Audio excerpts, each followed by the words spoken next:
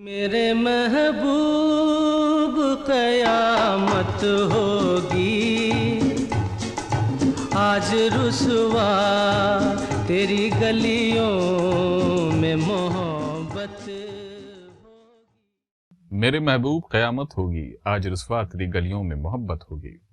हम बात करने वाले हैं आज किशोर कुमार की। हम बात करने वाले हैं किशोर कुमार की जिंदगी से जुड़ी घटनाओं की। किशोर कुमार ये वो नाम जिसने हिंदी फिल्म जगत में एक तो एज एन एक्टर, कॉमेडियन के रूप में जो अपना सिक्का जमाया, और जब वो सिंगर बने तो बेताज बादशाह बन गए।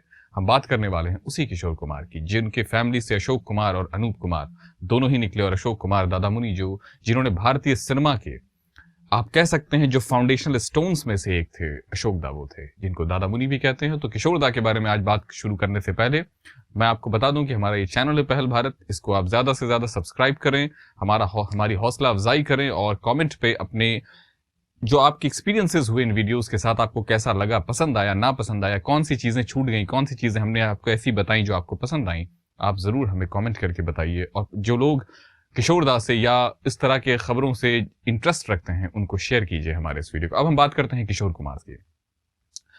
बंगाली परिवार में जन्मे किशोर कुमार 4 अगस्त, और खांडवा मध्य प्रदेश में एक जगह है जहां किशोर दा का जन्म हुआ था 4 अगस्त 1929 को।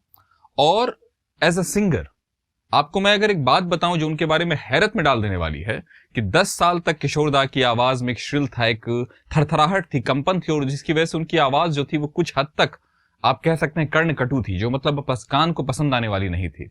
लेकिन 10 साल की उम्र में कहा जाता है कि वो अपनी मदर के साथ किचन में थे और उनका हाथ जल गया, और उसके चक्कर में वो 2 दिनों तक रोते रहे, और उस 2 दिनों तक लगातार रोने की वजह से पता नहीं क्या हुआ, किशोर कुमार की आवाज में, एक बाल किशोर कुमार की आवाज में, बच्चे किशोर कुमार की आवाज में एक अजीब किस्म की रूहानियत पैदा हो गई, और किशोर कुमार फिर द किशोर कुमार बन गए, and the rest is the history. अब हम बात करते हैं किशोर कुमार को। शुरू में जो उनके भाई अशोक कुमार, महान आर्टिस्ट, दादामुनि, वो चाहते थे कि किशोर दा भी एक आर्टिस्ट बने, मतलब फिल्म एक्टर बने। उन्होंने भरसक कोशिश भी की, बहुत फिल्में भी मिली किशोर कुमार को, शुरू में उन्होंने कुछ फिल्में भी की डायरेक्टर्स के साथ। लेकिन किशोर कुमार की शुरुआती जो फिल्में थी उसमें से 22 में से 16 फ्लॉप कर गई, और किशोर दा भी नहीं चाहते थे खुद को एज एन एक्टर एस्टैब्लिश करना। वो चूंकि वो मतलब वो अपने आप को एज अ सिंगर ही पेश करना चाहते थे और सिंगर ही बनना चाहते थे, तो हमने वहां देखा किशोर कुमार। लेकिन अचानक क्या हुआ कि किशोर कुमार की कुछ फिल्में सुपरहिट हो गई, जिसमें 2-4 फिल्में तो आप भी जानते होंगे। एक लड़की भीगी भागी सी, जिसमें किशोर दा है और मधुबाला जी हैं, और जिन्होंने साथ में काम किया है। चलती का नाम गाड़ी है, शाबाश डैडी, ऐसी बहुत सारी फिल्में आई जो बाद में आती गई और किशोर दा हीरो बन गए। लेकिन एज अ सिंगर जो किशोर कुमार का, मेरे ख्याल एज अ कॉमेडियन भी मैं आपको बोलूंगा, जो उनका पोटेंशियल है वो लाजवाब था।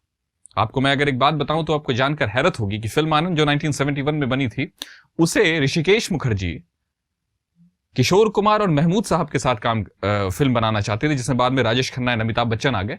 लेकिन मैं आपको अगर हैरत वाली एक बात बताऊं तो आप सुनकर चौंक जाएंगे कि क्या हुआ था। पहली बार ऋषिकेश मुखर्जी बंगाली थे, किशोर दादा भी बंगाली थे, लेकिन कोई एक डायरेक्टर थे जिनके साथ किशोर दा का पैसे को लेकर, आपको मैं पहले बता दूं, कुछ घटना मैं इस वीडियो में आपको ऐसे भी बताऊंगा जिसमें किशोर कुमार ने पैसे के लिए, पैसे को लेकर वो किस लेवल पे प्रोफेशनल हो जाते थे, कमर्शियल हो जाते थे, मैं इस पर भी बात करेंगे। किशोर कुमार एक अजीब पर्सनालिटी थे कई चीजों की। वही किशोर कुमार जिसको पैसा न दीजिए तो कुछ नहीं करते थे, और वही किशोर कुमार अचानक एक अपने दोस्त जो सत्यजीत रे, जिनके वो बहुत बड़े फैन थे, उनके लिए उन्होंने एक तो फिल्म में गाने के लिए पैसा नहीं लिया, और दूसरा 5,000 रुपए उनको लोन भी दे दिया। ऐसे भी हैं जो अनूप मुखर्जी, जो उनके माना जाता है जो किशोर कुमार के शुरुआती टैलेंट पहचानने वाले लोगों में थे। उनके मर जाने के बाद किशोर कुमार जब तक जिंदा रहे उनके घर को पैसे भेजते रहे, आर्थिक और इकोनॉमिकल मदद करते रहे। तो खैर, हम बात करने वाले किशोर कुमार की उसी तरह की आज कुछ ऐसी तो खैर, मैं बता रहा था आपको किशोर कुमार जिन्होंने अपने वॉचमैन को यह कह दिया था कि कोई भी बंगाली आए उसको अंदर मत आने देना, और ऋषिकेश मुखर्जी आए, ऋषिकेश मुखर्जी भी वही चोला पहनते थे जो बंगालियों का होता है, उनको वॉचमैन ने अंदर नहीं जाने दिया। ये फिल्म आनंद इसी तरह अमिताभ बच्चन और राजेश खन्ना को मिल गई, और महमूद साहब ने भी इनकार कर दिया था अपने किसी बिजी स्केड्यूल की वजह से। तो ये आनंद की कहानी थी। इसी तरह किशोर कुमार के जीवन में बहुत ऐसी कहानियां हैं। आपको बताऊं, वो ज्यादातर स्टेज शोज नहीं करते थे, लेकिन जब वो 1968 के आसपास इनकम टैक्स की समस्या में फंस गए और कुछ पैसे का उन पर जबरदस्त लोन हो गया, तो उन्होंने उस दौरान बहुत सारे शोज किए जिससे उन्होंने पैसे अर्न किए, और बाद में जाकर फिर अपने जितने भी पुराने कर्ज थे उसको चुकाया। अब मैं आपकी बात करने वाला हूं उनकी पर्सनल जिंदगी की। निजी जिंदगी में कैसे थे। बहुत ही हंसमुख दिखने वाले, लेकिन दर्द को बहुत खूबसूरती से पहचानने वाले। किशोर कुमार ने अपनी पूरी जिंदगी में 4 शादियां की, 4 शादियां। पहली जो आपने अमित कुमार का नाम सुना होगा, पहली जो शादी उन्होंने की है वो बहुत मशहूर एक अपने जमाने की एक जो कैलकाटा में मायर है उसकी भी संस्थापक थी वो, उनका नाम है रुमा घोष, रुमा ठाकुरता भी नाम है उनका। दूसरे तो आप जानते ही हैं, तो वन एंड ओनली मधुबाला जी से की थी। तीसरी योगिता बाली, और फोर्थ जो है लीना चंद्रवरकर। यानी ये 3 जो थी, 3 फिल्म एक्ट्रेसेस थी जिनसे उन्होंने शादी की। आपको मैं बताऊंगा कि कैसे इन्हीं शादियों की वजह से कुछ लोगों से भी दिलीप किशोर दा का संबंध खराब हो गया था। जैसे मैं आपको एक बहुत मजेदार घटना बताने वाला हूं। क्या आपको पता है कि मिथुन चक्रवर्ती जी के लिए कभी भी किशोर कुमार ने गाने से इनकार नहीं किया, लेकिन जैसे ही किशोर दा का डिवोर्स हुआ योगिता बाली जी से और मिथुन दा ने उनसे शादी कर ली, दोनों बस किशोर दा ने कहा कि नहीं, अब मैं मिथुन चक्रवर्ती के लिए गाना नहीं गाऊंगा। और बहुत दिनों तक 80s और 90s के दौर में आप देख सकते हैं किशोर कुमार ने मिथुन चक्रवर्ती के लिए कोई गाना नहीं गाया। बाद में उन्होंने फिर बॉक्सर, फरेब और वक्त हमारा है टाइप की फिल्मों में उन्होंने फिर गाने गाए, वो अलग है। उसके बाद मैं आपको बताऊं, किशोर दा अगर कहीं पर जब वो अमिताभ बच्चन के लिए, राजेश खन्ना, देवानंद जी के लिए गाया, तो उन्होंने अनिल कपूर और चंकी पांडे के लिए भी गाना गाया है। अब मैं आपको संख्या बता देता हूं, उन्होंने सबसे ज्यादा अगर कॉम्बिनेशन है किसी के लिए अगर उन्होंने गाना गाया है तो आप सुनकर हैरत में पड़ जाएंगे। अभी तक बॉलीवुड में सबसे लंबे कॉम्बिनेशन में वो ना ही शमी कपूर और रफी साहब हैं और ना ही राज कपूर और मुकेश साहब हैं, वो रियल में हैं किशोर कुमार एंड राजेश खन्ना। किशोर कुमार ने राजेश खन्ना के लिए 245 यानी 245 गाने गाए।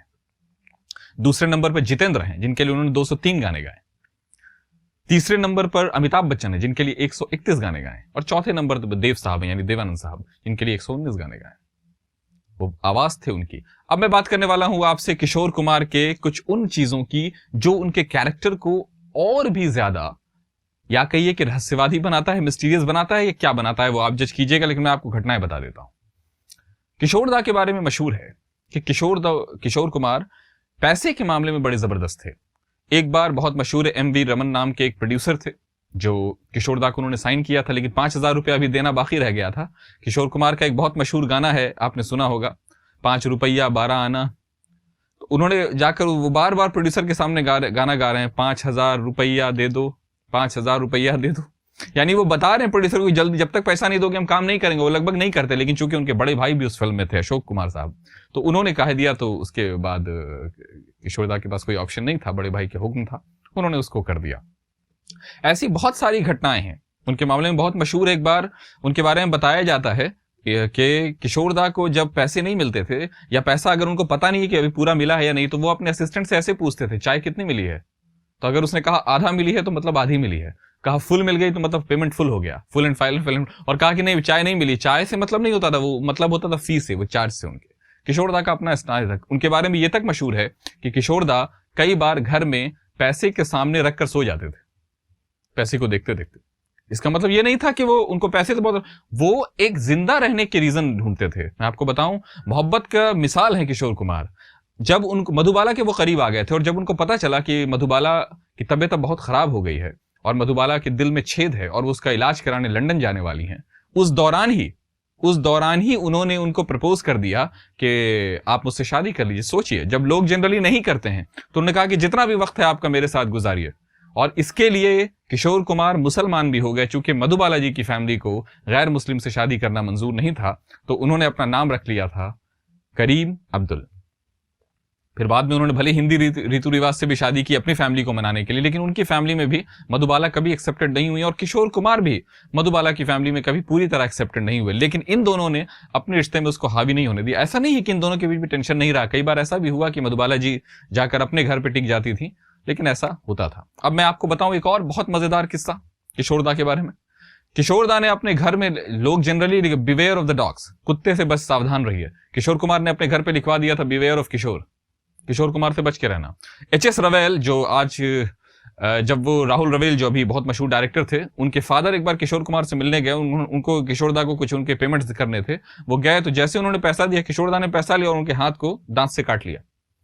और जब उन्होंने पूछा कि आपने ऐसा क्यों किया, तो उन्होंने कहा कि देखा नहीं था लिखा हुआ था बिवेयर ऑफ किशोर, मैंने काट लिया आपको। दूसरी कहानी मैं आपको बताऊं, मशहूर डायरेक्टर प्रोड्यूसर जीपी सिप्पी साहब की। एक बार की बात है, जीपी सिप्पी साहब किशोरदा से मिलने उनके घर जा रहे थे। जैसे वो उनकी गाड़ी उनके किशोरदा के घर के सामने पहुंची, जीपी सिप्पी साहब ने देखा कि किशोरदा अपनी कार से निकल रहे हैं, तो जल्दी से जीपी सिप्पी साहब दौड़ गए और उनके गेट के पास, खिड़की के पास आकर कार कर बोला कि किशोरदा रुक जाओ। किशोरदा ने स्पीड और बढ़ा दी। जीपी सिप्पी को समझ में नहीं आया। जीपी सिप्पी फिर अपनी गाड़ी पे बैठे और चेस करते हुए आगे बढ़े। बहुत दूर जाकर जीपी सिप्पी रुके, किशोरदा रुके, फिर जीपी सिप्पी वहां पर गया और वहां पे जैसे ही वो गया तो किशोर कुमार ने कहा कि मैं तुमको नहीं जानता हूं। जीपी सिप्पी उनके one of the best friends में से एक आते थे। मैं तुमको नहीं जानता, अगर तुम यहां से नहीं गए, तुम हमको तंग करते रहे तो मैं पुलिस को बुला लूंगा। जीपी सिप्पी बहुत उखड़ गए इस बात से। दूसरे दिन की बात है, जीपी सिप्पी भी सेट पर, किशोरदा भी सेट पर। जीपी सिप्पी तिल मिलाते हुए किशोरदा के पास आया और बोला कि ऐसा रूड बिहेवियर तुमने कल क्यों किया मेरे साथ? आप सुनकर हैरान हो जाएंगे किशोरदा का जवाब। किशोरदा ने कहा, क्या बोल रहे हो? कल मैं तो खंडवा में था, मैं यहां कहां था, तुम ख्वाब देख रहे हो? एकदम सिरे से इनकार कर दिया उन्होंने कि मैं था ही नहीं। पूरी उनके वॉचमैन ने कहा। किशोरदा का अपना अंदाज था, वो कुछ भी बोलते थे। एक बार उन्होंने मोहम्मद रफी साहब की तारीफ करते हुए कहा था कि मोहम्मद रफी एक सिंगर है, हम तो, जबकि किशोर कुमार को सब जानते, उन्होंने कहा था एक बार कि मोहम्मद रफी एक ऐसे सिंगर हैं जिनसे हम क्या बताएं आपको, मतलब सब कुछ सीख सकते हैं। किशोर कुमार ने अपने आप को रफी साहब के सामने बहुत ही इजी सिंगर कहा था, जबकि मोहम्मद रफी साहब हमेशा किशोर कुमार की तारीफ करते थे। और उन्होंने एक बार किशोर कुमार के लिए गाना भी गाया रफी साहब ने, और वो आपको सुनकर लगेगा कि बिल्कुल किशोर कुमार गा रहे हैं। अब मैं आपको बताऊं किशोर कुमार के आइडियल्स कौन थे। किशोर कुमार साहब के 3 बहुत मशहूर आइडल थे। एक KL सहगल साहब, जिनके शुरुआती अगर आप किशोर कुमार के गाने सुनिएगा तो आपको बिल्कुल सहगल साहब का इन्फ्लुएंस नजर आएगा। दूसरे, बंगाल के मशहूर फिलोसोफर, भारत के पहले Nobel prize winner Rabindranath Tagore. और तीसरे, अहमद रुश्दी। इन तीनों से, अहमद रुश्दी पाकिस्तानी सिंगर थे, इनसे किशोर कुमार बहुत इंप्रेस थे अपनी जिंदगी में। और इन तीनों की तस्वीरें उनके घर पर आज भी आपको लगी हुई मिल जाएंगी। तो ऐसी हस्ती थी किशोर कुमार की। अभी इसी अगस्त में उनका बर्थडे था, तो हमने सोचा कि एक वीडियो उनको ट्रिब्यूट के तौर पर हम पेश करें। किशोरदा के बारे में बात करने में सदियां गुजर जाएं, सब कुछ खत्म हो जाए, किशोरदा के गाने, किशोरदा के वो हंसना रोना बना रहेगा, हम बने रहेंगे सब। किशोरदा को अवार्ड्स भी उतने ही मिले, बड़े दिल खोल आदमी थे। कोई भी नया सिंगर, किशोरदा के बारे में आपको एक स्टोरी में जाते जाते और बता दूं। एक बार की बात है, विनोद खन्ना की फिल्म थी मेरे अपने, गुलजार साहब ने बनाया था, शत्रुघ्न सिन्हा और विनोद खन्ना थे। उसमें गाना कोई होता जिसको अपना हम अपना कह लेते यारों। ये गाना बड़े ही सैड मूड का है। तो जब किशोरदा आए तो बड़े हंसते हुए आए एकदम। तो डायरेक्टर को ये लगा कि नहीं, ये ठीक नहीं है, अभी इनका मूड नहीं, ये गाना जो है वो डिस्ट्रॉय हो जाएगा, ये रुइन हो जाएगा। उन्होंने कहा, दादा आज रहने देते हैं, गाना ही हम लोग अभी ही गाएंगे। थोड़े कहा जाता है कि 5 से 10 मिनट किशोरदा एक सोफे पर लेट गए। उसके बाद जब आपने सुना होगा वो गाना, कोई होता जिसको अपना हम अपना कह लेते यारों, उससे ज्यादा दर्दनाक गाना आपको ढूंढना मुश्किल है। ये था किशोर कुमार का अपने टैलेंट, अपने स्किल, अपने काम पर यकीन। अब्बा किशोरदा के आप लोगों से गुजारिश है, हमने एक वीडियो रफी साहब पे भी बनाया है, आप उसको भी देखिए, उसका लिंक हम नीचे दे देंगे। और आपसे इन तरह के सिंगर्स और इन तरह के इंफॉर्मेटिव वीडियोस हम लाते रहेंगे। हम आपके साथ राजनीतिक, हम आपके साथ सामाजिक, हर तरह के मुद्दों पर बात करते रहेंगे। लेकिन उसके लिए जरूरी है कि आप हमारे वीडियो को सपोर्ट करें, हमारे चैनल को सब्सक्राइब करें। हमारी ये पत्रकारिता तभी चल पाएगी क्योंकि हमें कोई कॉर्पोरेट सपोर्ट तो है नहीं। ओके, नमस्कार दोस्तों।